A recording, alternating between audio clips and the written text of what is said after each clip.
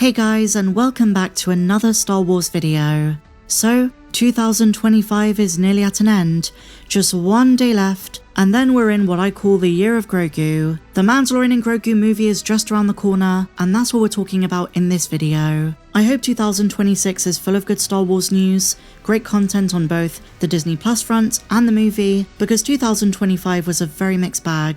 We had some amazing moments like Andor Season 2, the resurgence of Battlefront 2, the fandom coming together for a mutual cause, but there was also a lot of bad news. Across the board, Star Wars or not, 2025 was a very strange year. So when we have days like this, and an opportunity presents itself for a fully positive Star Wars video, I relish in that. I want good things from this franchise and I want to be on Lucasfilm's side. Unfortunately, they do make that very difficult sometimes. But today, my friends, they've just done something very beautiful, and honestly, it's a great first step to something which I think has huge implications for the Mando movie. So what am I talking about? This is something I woke up to, and I didn't expect to be talking about this in a video because it concerns merch, but from what I've seen, I'm probably one of the first to make this connection. Lucasfilm is finally hinting that they're going to address the fate of Greef Karga in-universe following the tragic death of Carl Weathers in 2024, nearly 2 years ago. It was a monumental loss for fans around the world, and like I said in my tribute video to him, the show, or now the movie, will never be the same without him. I do expect Jon Favreau and Dave to do a kind of acknowledgement of Carl at the start of the film, some text, maybe something like, "For Carl," but in the story itself, fans want to know what's going to happen to the character of Greef, because just like all 3 seasons of the Disney Plus show, we are returning to Nevarro. Now I do just want to say, big spoiler warning, this is probably one of the most credible rumours based on who it came from and based on those who corroborated it, and it says that near the start of the film, there's a big fight scene on Nevarro, and Mando and Grogu's homestead is destroyed. But the way I've heard it from a couple of other sources is that the entire city is destroyed, not just their house. Now, if this is true, it makes a lot of sense, and following Carl's death, the creatives may have decided it's time to turn over a new leaf. Nevarro has been such a staple of the show, but with Carl gone, Cara Dune no longer in the show, the myth role also removed, there's no reason for Mando to stay put there, to keep going back. Their homestead is going to be destroyed according to the rumour, but they're going to get a new Razor Crest, so back to square one. But if the rumour is true, and Nevarro is destroyed, I don't think they'll necessarily kill Greef Karga off in that process. That'd be a bit too morbid. I think they might say he's off-world, and just have him indefinitely elsewhere. Or maybe the character died off-screen, between season 3 and the movie. In either case, I'd love to see a statue dedicated to Greef. Whichever way they go about this, the movie needs to honour him, and today, we've had a very big hint that they're starting to do that. As a tribute to the late Carl Weathers, Lucasfilm has named the assistant copper droid to the magistrate CW24, Carl Weathers 2024.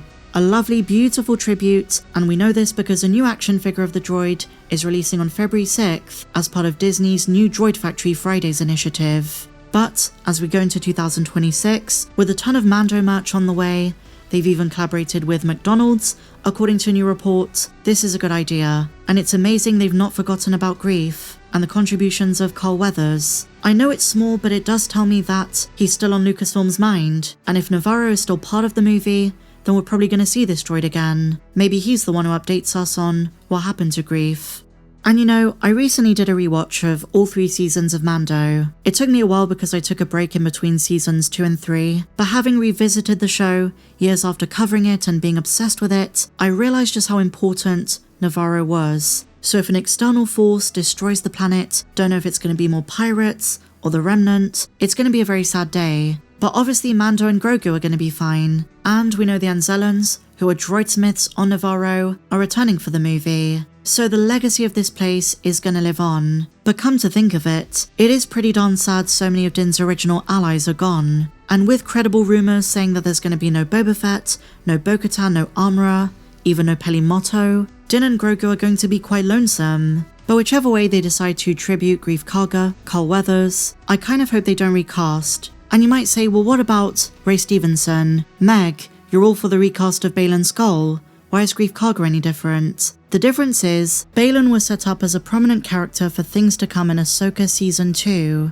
Season 1 ended with a huge tease of things to come. His journey has only just started, and Dave Filoni's about to make some enormous, mystical connections. And so recasting Baylan the way Dave Filoni did wasn't out of a sense of, we're just going to continue this character for the sake of it. It was out of necessity. You can't have Ahsoka Season 2 without Baylan, because what he's after impacts Ahsoka, Sabine, Shin, and maybe the entire galaxy. Who knows? Not just Peridia, but maybe the home galaxy. Maybe there's a connection to Luke. The stakes are much bigger, whereas Greef Karga was a fantastic character, but he wasn't always central to the action in the show. He's a character that was purposely designed to be played by Carl Weathers, and the role he played as an ally to Din, as someone who got involved with the Guild and the Nevarro, I don't think you can replace him, and it wouldn't really serve the story to do so. There wasn't a pressing Greef Karga subplot, so while we're gonna miss him, while I wish he would have been alive to be in this movie, I don't think they should have anyone else fill his shoes. There is only one Carl Weathers,